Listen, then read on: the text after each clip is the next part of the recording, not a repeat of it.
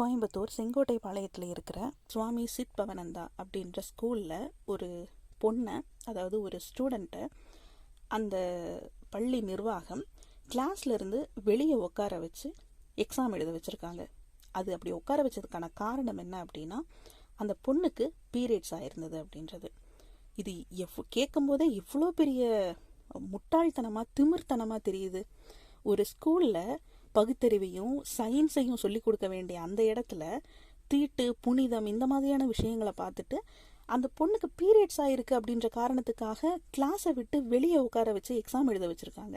மாணவர்களுக்கு அறிவை சொல்லி கொடுக்க வேண்டிய அடுத்த தலைமுறையை, பகுத்தறிவாளர்களை உருவாக்க வேண்டிய ஸ்கூல்ஸில் இந்த மாதிரியான ஆக்டிவிட்டீஸை பார்க்கும்போது நிஜமாவே கொஞ்சம் பயமா இருக்கு எதிர்காலத்தை நினைச்சு. ஒரு சில மெடிக்கல் கண்டிஷன்ஸ் இருக்கும்போது, அதாவது சிக்கன் பாக்ஸ் மாதிரியோ கொரோனா மாதிரியோ இந்த மாதிரியான சூழல்களில் தொற்று பரவிடும் அப்படின்றதுக்காக வேற ஒரு வகுப்பறையில அந்த ஸ்டூடெண்ட்ஸை உட்கார வச்சு எக்ஸாம் எழுத வைப்பாங்க.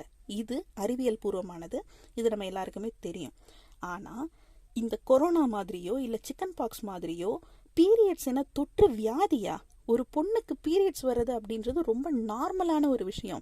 இதை ஏதோ ஒரு நோய் பாதிச்ச மாதிரி அந்த பொண்ணை தனியாக உட்கார வைக்கிறதும், அதுவும் கிளாஸ்ல இருந்து வெளியே உட்கார வைக்கிறது அப்படின்றதெல்லாம் எவ்வளவு பெரிய திமிரான ஒரு செயலா இருக்கும். இந்த வடிகட்டின முட்டாள்தனத்தை ஒரு ஸ்கூல் செஞ்சிருக்கு அப்படின்னு சொல்லும்போது நிஜமாவே ரொம்ப எரிச்சலா இருக்கு. இதுல இன்னொரு கொடுமை என்ன அப்படின்னா, கோயம்புத்தூர் ஏஎஸ்பி சிருஷ்டி சிங் அவங்க வந்துட்டு இந்த சம்பவம் தொடர்பாக ஒரு செய்தியாளர் சந்திப்பில் சொல்லியிருக்காங்க.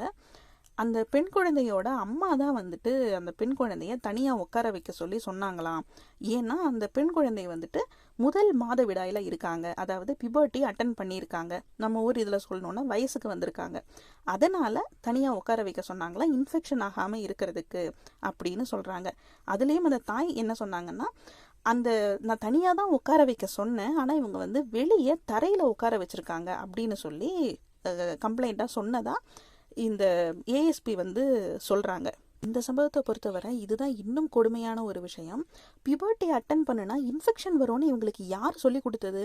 எந்த விதமான பேசிக் ஐடியாவுமே இல்லாமல் குழந்தைகளை பிபர்ட்டி அட்டன் பண்ணாங்க அப்படின்றதுக்காக தனியாக உட்கார வைக்க ஒரு தாய் சொல்லியிருந்தாலும் அதுவுமே தப்பு தான். ஃபர்ஸ்டே சொன்ன மாதிரி இந்த மாதவிடாய் அப்படின்றது ஒரு நோய் கிடையாது, அது ஒரு இன்ஃபெக்ஷன் கிடையாது.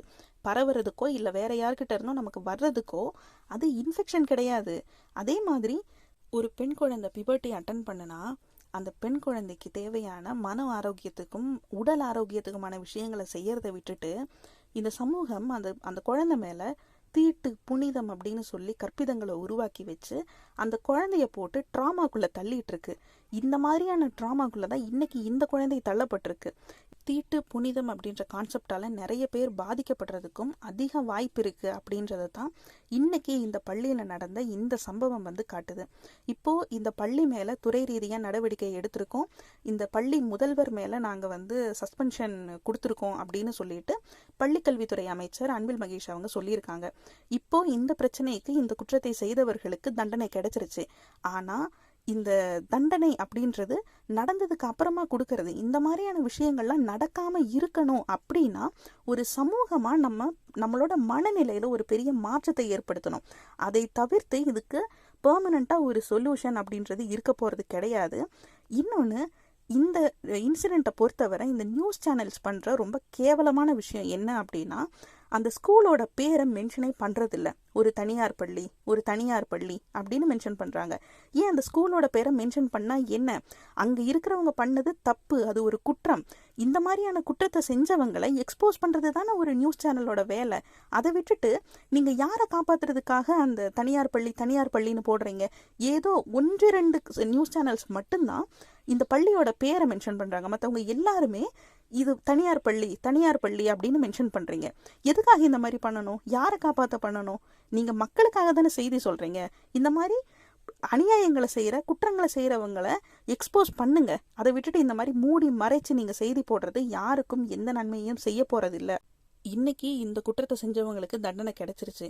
ஆனால் இந்த தீட்டு, புனிதம் அப்படின்ற கான்செப்ட் இந்த சமூகத்தை விட்டு ஒட்டுமொத்தமாக ஒழிக்கப்படுறது வர இந்த மாதிரியான இன்சிடெண்ட் நம்ம கண்ணுக்கு தெரிஞ்சோ தெரியாமலோ ஏதோ ஒரு இடத்துல ஏதோ ஒரு வகையில் நடந்துக்கிட்டு தான் இருக்கும். கோவில்களில் வந்துட்டு தீட்டு அப்படின்னு சொல்லி பெண்களை ஒதுக்கி வைக்கிற இந்த சமூகம் இன்னைக்கு பள்ளிகளில் இதை செய்ய ஆரம்பிச்சிருக்கு. இந்த மாதிரி இது தொடர்ந்துட்டே போச்சுன்னா மறுபடியும் நீ போய் உனக்கு பீரியட்ஸ் ஆனால் மூலையில் ஒதுங்கி இரு அப்படின்னு சொல்கிற இடத்துக்கு போகும் அப்படின்ற ஒரு பயம் இருக்குது. அப்படின்றதுக்காகத்தான் இந்த இன்சிடெண்ட் பற்றி இப்போ பேசுறதுக்கான தேவை வந்தது. எல்லாருமே பேசணும் அப்படின்னு நான் கேட்டுக்கிறேன். நன்றி.